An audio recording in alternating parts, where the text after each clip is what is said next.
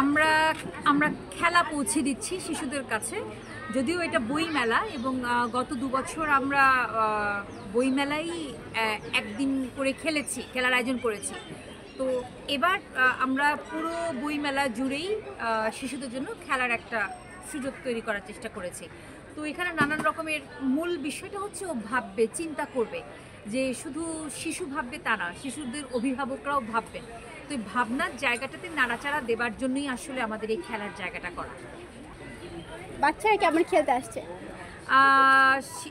শিশুরা তো আসছে, বা আজকে মেলার চতুর্থ দিন, সে তুলনায় গত ৩ দিনের তুলনায় আজকে বেশ ভালো ফ্লো দেখছি। আর গতকালকের সবচেয়ে যেটা ভালো লেগেছে সেটা হচ্ছে সরস্বতী পূজার যে একটা চমৎকার সুবাতাস, সেটা একদম পুরো মেলা জুড়েই ছিল।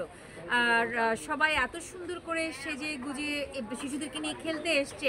আমরা শিশুদের এবং অভিভাবকদের আগমনে আমরা দারুণ অনুপ্রাণিত।